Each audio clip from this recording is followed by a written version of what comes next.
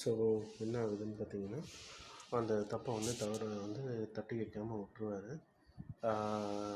இவர் பரத் வந்து அப்படியே விட்டுருவார். ஸோ அது என்ன ஆகுது அப்படின்னு சொல்லி பார்த்தீங்கன்னா, அங்கே தான் வந்து அந்த படத்தோட கரு வந்து ஆரம்பிக்குது. அதாவது வந்துட்டு தப்பு பண்ணுறவன் மட்டும் கெட்டவன் கிடையாது. ஒரு தப்பு நடக்கும்போது அதை தட்டி கேட்காம இருக்கிறவனும், அது மட்டும் இல்லாமல் அமைதியாக அந்த தப்பை தடுக்காமல் இருக்கிறவனும், தட்டி கேட்காதவனும் தடுக்காதவனும் இதுக்கப்புறம் அமைதியாக இருக்கிறோம். அந்த மாதிரி வந்துட்டு எல்லாருமே வந்து கெட்டவன் தான் அப்படின்ற மாதிரி சொல்லியிருப்பாங்க. ஸோ இந்த கதை வந்துட்டு அந்த இதை வந்து இந்த பாயிண்ட்டை வந்து டச் பண்ணுது இந்த சீனில். ஸோ அதுக்கப்புறம் என்ன ஆகுதுன்னு பார்த்தீங்கன்னா, அந்த பொண்ணை வந்துட்டு அதுக்கு அடுத்த சீனில் வந்துட்டு இந்த இந்த விஷயம் வந்து அந்த பொண்ணோட டீச்சருக்கு தெரிய வரும். சரி, அந்த டீச்சருக்கு தெரிய வர்றது மட்டும் இல்லாமல் என்ன ஆகுது, அதுக்கப்புறமா வந்துட்டு ஏன்னா அந்த டீச்சர் அவங்க தான் இருப்பாங்க. அதுக்கப்புறம் என்ன ஆகுது, ஹீரோ திரு ராஜ்குமாரன் அவருக்கும் தெரிய வருது.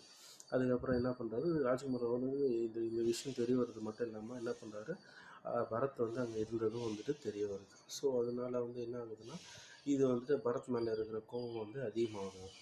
கோவம் வந்து அதிகமானவொன்னே என்ன ஆகுதுன்னா, அவரை போயிட்டு சண்டை போட போகிறாரு. பரத் வந்து ஒரு பாக்ஸரு, ப்ரொஃபஷனல் பாக்ஸரு.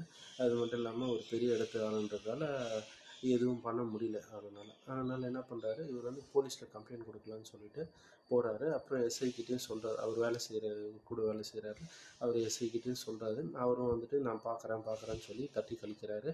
அப்புறம் ஒரு ஸ்டேஜில் வந்துட்டு அவருக்கும் வந்துட்டு வேறு ஒரு விஷயத்தில் வந்துட்டு போய் பரத்தை போய் கேட்க போகிறாரு.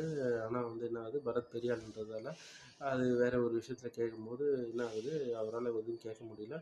அவரே வந்து மிரட்டிடுறாரு. ஒரு மாதிரி பயத்தை மட்டும் காட்டிடுறாரு.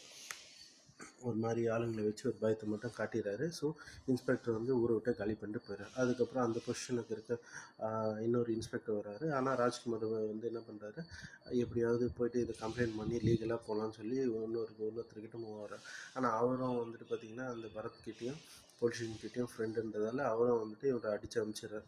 அதுக்கப்புறம் என்ன ஆகுது, ஒரு ஸ்டேஜில் வந்துட்டு இன்னொரு பெரிய ட்விஸ்ட்டு ஆரம்பிக்குது. என்னென்னா, அந்த அந்த இடத்துல வந்துட்டு என்ன ஆகுதுன்னா, ரேப் பண்ணது வந்துட்டு பார்த்திங்கன்னா அந்த பொண்ணு கிடையாது, அந்த சின்ன பொண்ணு அடல்சன்ட் ஏஜ் பொண்ணு கிடையாது, அந்த டீச்சரை தான் வந்து ரேப் பண்ணியிருப்பாங்க.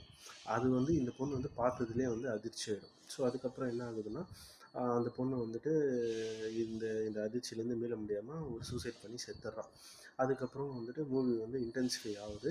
ராஜ்குமாரும் எப்படியாவது வந்துட்டு இது பண்ணணும் அப்படின்னு சொல்லி இப்போ இது பண்ணணும், இப்போ தண்டனை வாங்கி கொடுக்கணுன்றதுக்காக போராடுறாரு. அதுக்கப்புறம் என்ன ஆகுது, ஃபைனலாக நேராக வந்துட்டு